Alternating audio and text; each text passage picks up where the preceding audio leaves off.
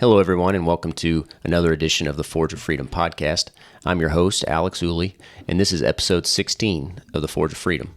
Today, we're going to be discussing the NRA Annual Meeting, and as you'll see if you're watching the show by video, I've got a special guest in the studio today, Mike Ooley. But before we get started with the topic for today, I just want to tell you a little bit about the podcast. I'm an attorney, a firearms instructor, and a husband with a passion for freedom. At the Forge of Freedom, we believe that freedom is the highest political goal, and we believe that individuals thrive where freedom and personal responsibility coexist. Without a populace that shares a passion for freedom and personal responsibility, the world can quickly devolve into tyranny. And it is our hope that this podcast can help motivate our listeners and those around them to create and preserve freedom for themselves and for future generations. But the task of creating and preserving freedom is not an easy one. Freedom is not given to us by government, and it is not passed on in the bloodstream. Freedom is forged through personal responsibility and continued vigilance. And we want to motivate you and equip you with the knowledge, the skills, and the attitude to develop your body, mind, and soul for the task of living a freer life and creating a freer world. We want you to have the body of an athlete, the mind of a stoic, and the spirit of a warrior. We want you to be the Forge of Freedom. With that said, once again, I'm your host, Alex Ooley, and this is episode 16 of the Forge of Freedom. Today I have a special guest in the studio, Mike Ooley. Mike, welcome. Thank you. Appreciate it. Many of you have probably heard me talk or mention Mike in previous shows if you've been listening to the show for some time. But for those of you who don't know, Mike is my father. He's also an attorney and a firearms instructor. And we recently attended the NRA Annual Meeting in Indianapolis. And we wanted to take an episode of the podcast to tell you a little bit about our experience at the meeting. So just to give you a little bit of background, the NRA, most of you probably know, is an organization dedicated to preserving and promoting the firearms industry and preserving gun rights for us as American citizens. So they have an annual meeting every year, and at that meeting, most of the companies associated with the firearms industry attend and have a booth at the meeting. And it's a great opportunity to see the equipment, to see new products and things that the firearms companies may have. It's a great opportunity to meet other people in the industry. But aside from that, they also have a lot of other opportunities at the NRA Annual Meeting, and I want to talk a little bit about that. They also have quite a few seminars. So, Mike, if you would, could you say a little bit about the seminars and the other opportunities available at the NRA Annual Meeting? Sure. Just a couple things about the equipment. Most people go for the equipment. There's close to 14 acres, I think, this year. And it's really cool. The equipment is, especially if you have some research you want to do about, comparing 3 or 4 or 5 different guns that your local gun dealer may not have. It's a great opportunity, or to go in and see. I remember walking through the Trigicon booth there. I don't know how many different sets of optics they have, but it's a great opportunity to look and feel and touch and research equipment. But more importantly than that, I think, is the education. And I'll talk about the seminars a little bit, but part of the education is the folks you come in contact with there. And we've been going since 2011 or 12 when it was in St. Louis, and I think we've only missed the one over the whole COVID debacle in this country. But these seminars are important, but it's about the people you meet. You won't find a group of people who are more polite, nice, and I guess easier going than the 70,000. I think they had over 70,000 people there this year, than the folks that attend the NRA meeting. So it's a good place to just talk with people, like-minded people for the most part, and it provides, to me anyway, it kind of I don't know. I guess it reduces anxiety in a little way. We're inundated time and time again by the propaganda that we see on social media or the television. I turn on the TV in the mornings, and it's just anti-gun. And it's nice to go to a place where folks know we're being inundated by propaganda and to talk to like-minded people. I guess I'm getting on a rant about propaganda and things like that. Well, that's Probably okay, I'll talk but about seminars. Yeah, but one thing that's, I think, important to point out too, talking about the NRA and their efforts to promote and preserve our rights, is that a lot of people don't realize that the NRA was actually started as an educational organization, a training organization after the Civil War. There were some Civil War military officers who were unsatisfied with the marksmanship that was displayed during the Civil War, and they started an organization to try to improve the marksmanship of soldiers or people who were prospective soldiers. And so the NRA was actually started as a training organization. It's largely known today as a lobbying organization, but also has a significant training arm that still exists today. And in fact, you and I are both NRA certified firearms instructors. And part of what we're about to talk about at the NRA Annual Meeting is the amount of education and resources available for people to learn about not only preserving and protecting their rights, but also exercising their rights responsibly. So you want to say a little bit about some of the seminars that are available? Sure. First of all, I want to say, kind of in the first thing we did on Friday was we went to basically it was a legal seminar in which attorneys get continuing legal education credit. My suspicion is I think that it's probably the largest gun-oriented or firearms-oriented legal seminar in the country. But it's great to get together there with predominantly attorneys. There are some non-attorneys that attend, but it covers all, during that seminar, we cover a lot of things that are kind of new in the law. There was a lot of discussion about Bruin, which, is the hot topic as far as constitutional law is concerned. We talked about all the litigation that's following Bruin that we didn't see after Heller. We talked about the ATF pistol brace thing, which you probably ought to do a separate podcast on sometime. Talked about ATF's new zero tolerance policy with respect to inspections of dealers. So that was a legal-oriented thing. That was all day Friday.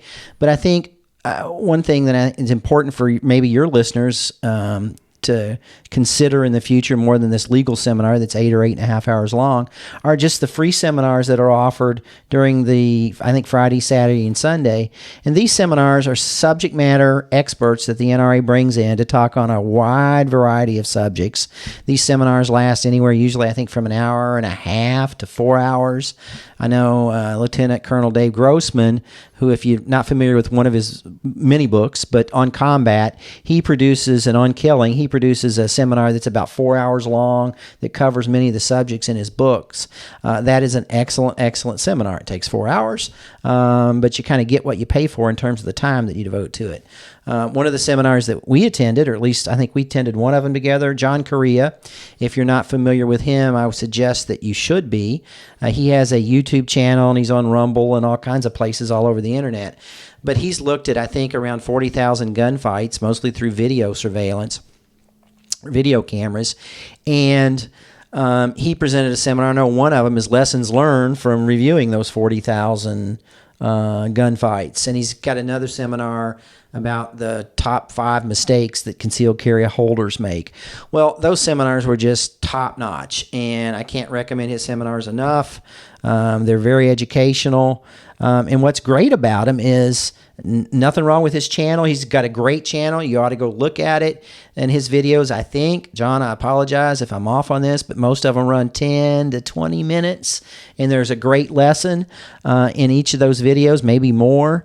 But his seminar is even more efficient than his YouTube channel, because you can take an hour and a half seminar from him and get all kinds of things out of it. So if you have an inclination to go to the seminar or go to the NRA meetings next year, I'd certainly suggest you check him out. Check out his, what's it called? His Active Self-Protection channel as well. I went to a gold and silver bullion seminar, which was good. I knew almost nothing about that, so I learned a lot from that. Subject matter experts, if you're interested in investing in that kind of thing.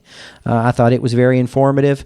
I also, as I've done in years past, attended John Lott's seminar, at least one, maybe 2 of them that he gave this year. But John Lott, if you're not familiar with him, he's famous, several books, but More Guns, Less Crime is his, I think, pinnacle work that he's most well known for.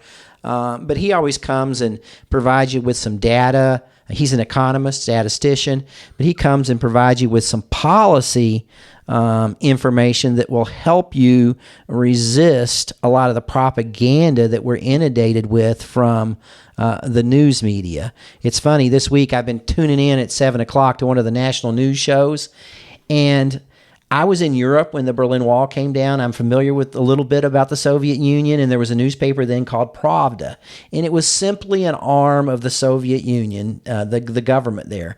And it's remarkable to me how much our current media almost is is in a very parallel position to what I perceive Pravda was in the Soviet Union back before the wall fell. So it's a great play. He's a great source of information to let you know you are being misled in lots and lots of ways by the media when it comes to guns and gun rights. Now, he talks about policy. This podcast is more concerned about rights.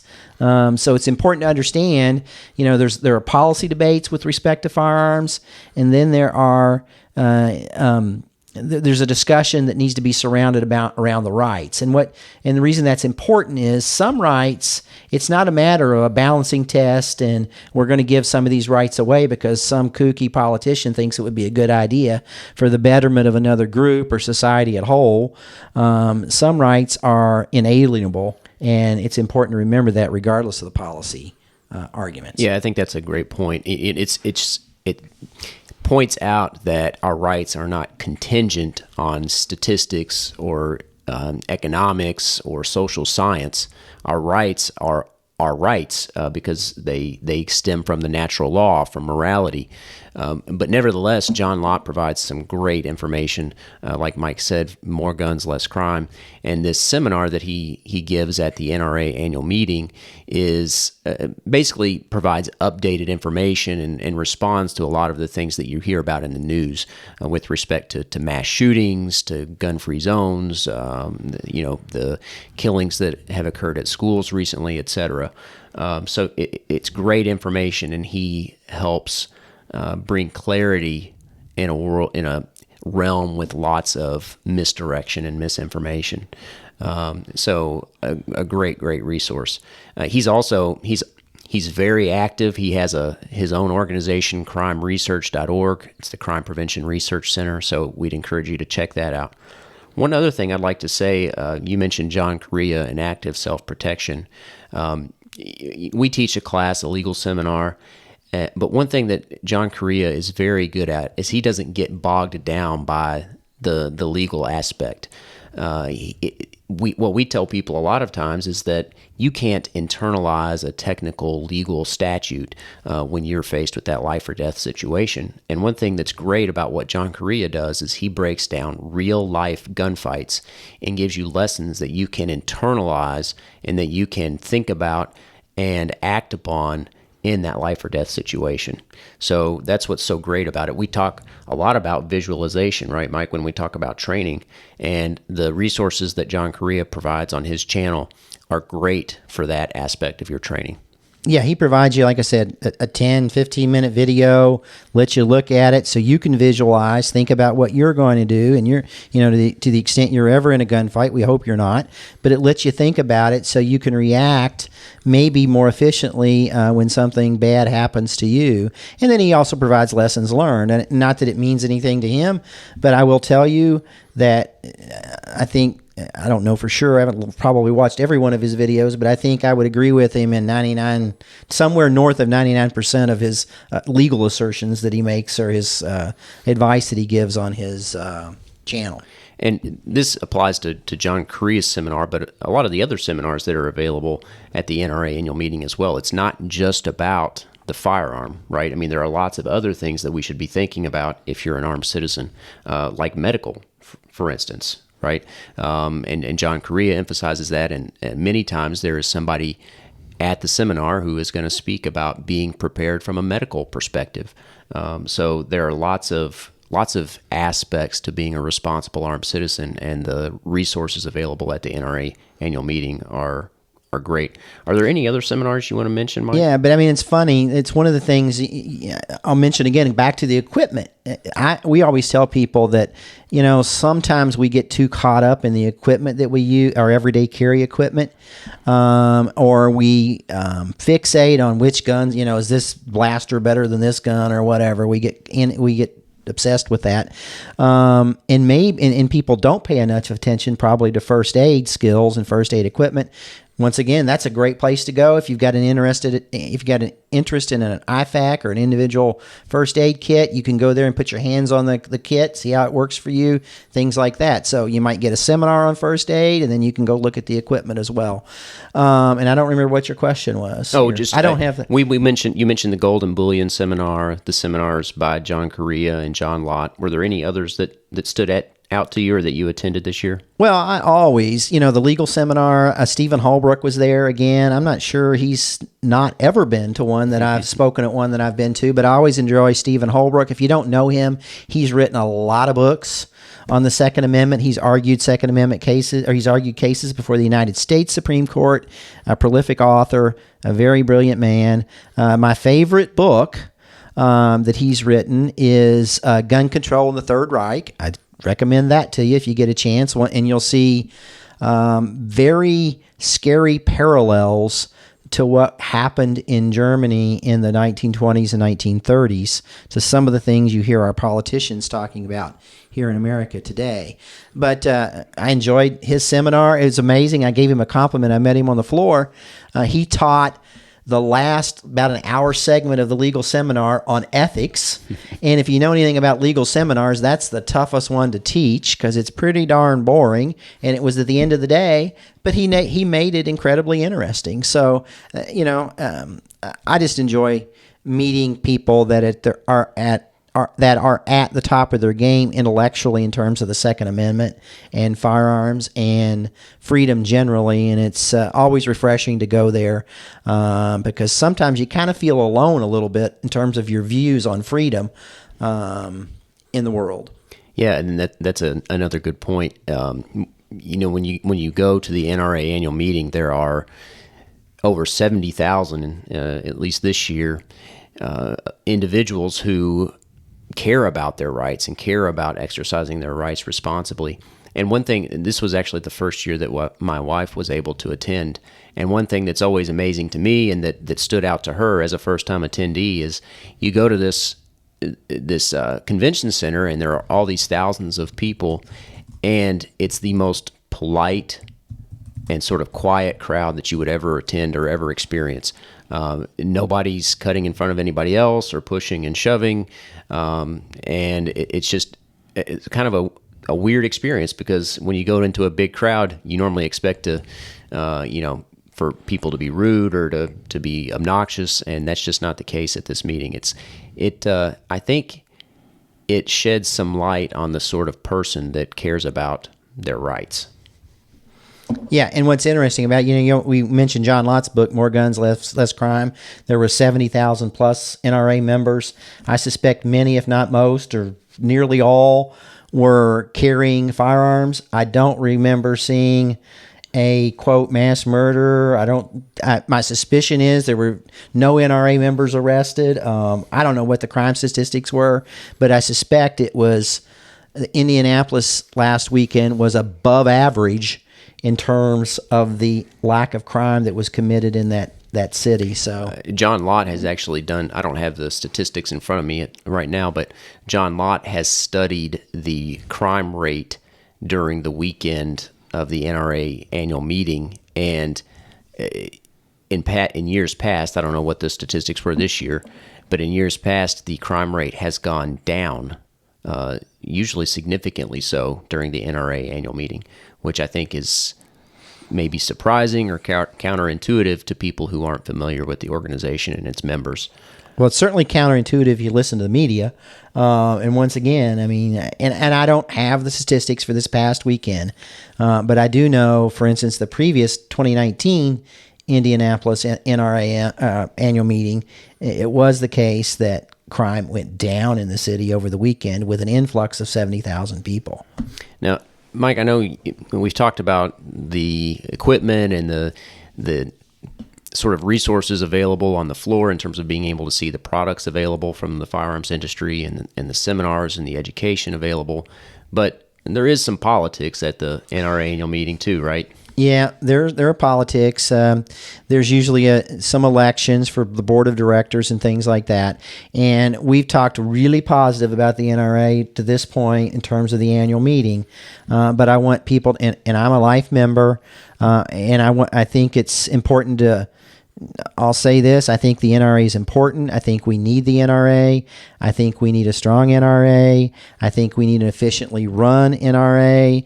I think that the money on the other side of this debate about our rights is very well funded. You've got Bloomberg and lots of other groups that have, just lots and lots and lots of money.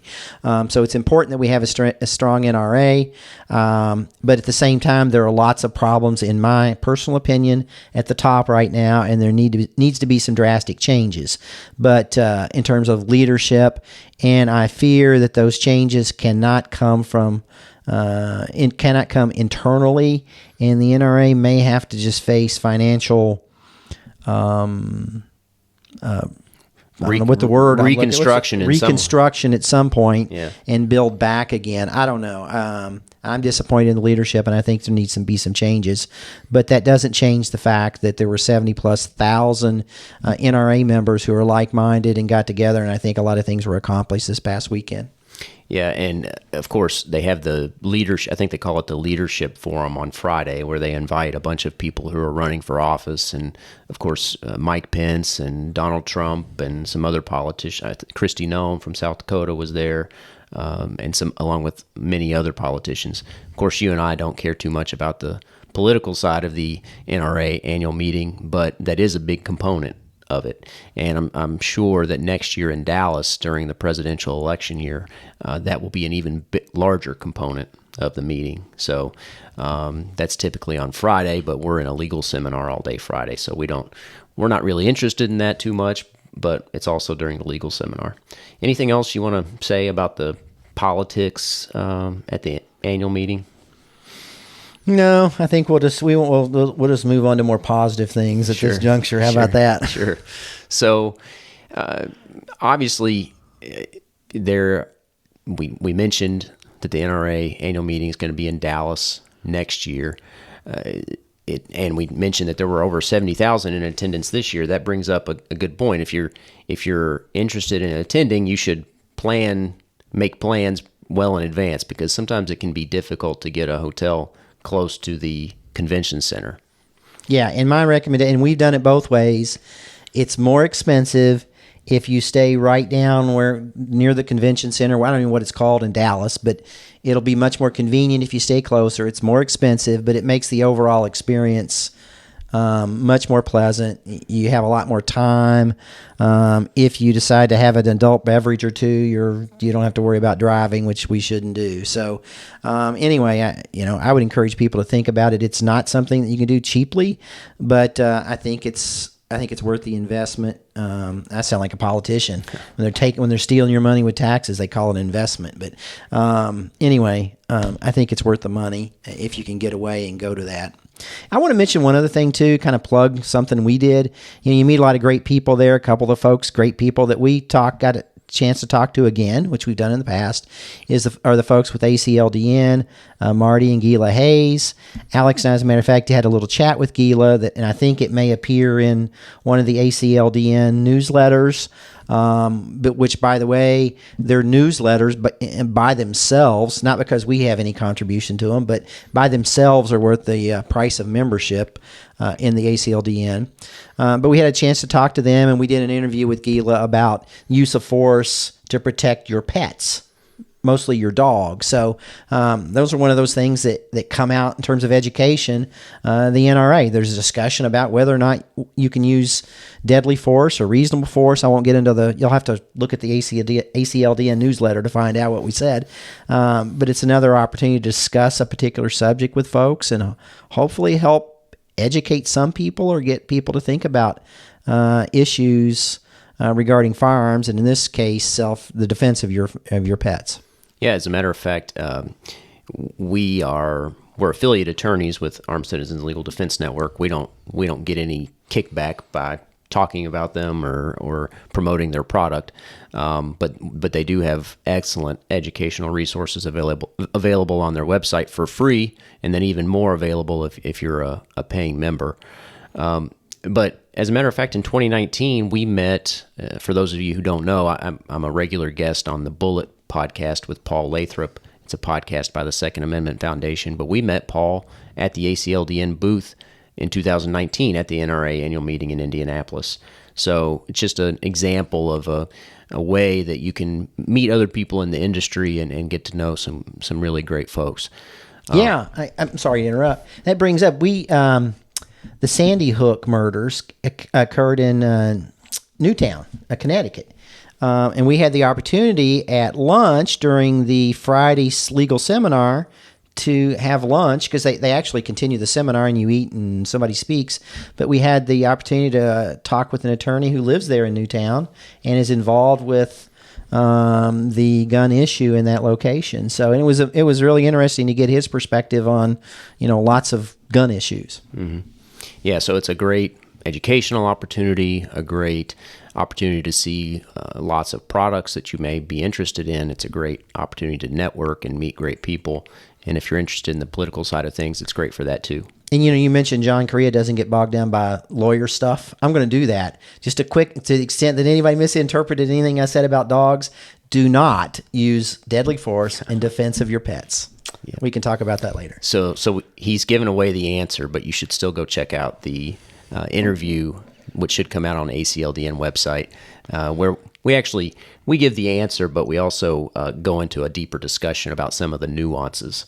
So definitely check that out. And don't get angry at me because I said you couldn't use deadly force to defend your pet. Yeah. Okay, so I think we've pretty much covered everything. Mike, is there anything else you'd like to mention before we close up the show here? No, except the seminar or the NRA annual meeting, assuming the world doesn't end between now and then, will be probably next April. It's usually April, I think, but it'll be in April of next year in Dallas. Yeah. All right. Well, thanks for joining the show, Mike. Enjoyed it. It looks like you got one other thing you want to mention there. I just want to mention something. Some of the kind of the negative news for the past week that we had is, for those of you who don't know, Tiger McKee passed away. I don't know if it was Saturday night, Sunday, but this past weekend, Tiger McKee, I think he was just in his low to mid 60s. I'm not sure of his age. Do you remember what his age was? I don't know his age, no. But Tiger McKee was, well, first of all, I'm biased. Alex and I had the opportunity on, I don't know how many occasions, how many days, to train a lot. I spent a lot of hours with him on a range, but he was a phenomenal trainer. But he passed away this past weekend. His mentor was Clint Smith, and he started out at Gunsight and Jeff Cooper, but he was a phenomenal trainer. I remember training with him and, having lots of conversations with him, but he was a phenomenal trainer, and he'll be missed. And one of his books I happen to have here, you'll see my notes in. I don't know if that shows up or not. But one of his books, The Book of Two Guns, that he wrote, and he literally wrote it. It's in his handwriting. I mean, it's a kind of a diary or a log of his training, but it's a phenomenal book. But I just wanted to mention him because he'll be missed, and just wanted folks to know that if you don't know, and just Google him. And we were introduced to him by Tom Gresham, who has Gun Talk, which is a nationally syndicated radio talk show about firearms. But like I said, he'll be missed. Yeah, Tiger McKee influenced us in our training and influenced many other folks. He was a disciple of Clint Smith out at Thunder Ranch, who's one of the top firearms instructors in the country. And Tiger started a firearms training business in Alabama, and we made the trek down there on several occasions and learned a lot from him. So he'll be dearly missed within the firearms community. So great person and great instructor. All right. Anything else? And, well, actually, I want to mention one other thing. Mike said that, he mentioned this past weekend. We are recording this Friday, April 21st. It may not get released until Sunday or Monday. In fact, I guess I can go ahead and announce I am planning sometime in the near future to start a regular firearms episode. I think it will be a Monday Gun Day episode, so keep a lookout for that in the future. And you'll probably be seeing Mike as a regular guest on those episodes in the near future, so keep an eye out for that. Mike, I'll give you one last chance if you'd like to say anything else before we close up the show. No, I'm good. Thank you for letting me be here, and I hope I've really enjoyed your first 15 podcasts. I hope I didn't bring the standard down for the podcast by my appearance here today. So thank you for what you're doing, and we enjoy it. Yeah, no, I enjoyed it. Thanks for coming on the show. So for everybody out there listening, thanks again for tuning in. If you like the show, don't forget to give it a thumbs up and subscribe. That helps us spread the message of freedom. I look forward to talking with you again in the next episode, which will actually be coming out on Sunday, where I will talk about the psychology of genocide and discuss the question, were the perpetrators of the Holocaust just following orders? So I hope you tune in for that. Until then, remember, you are the Forge of Freedom.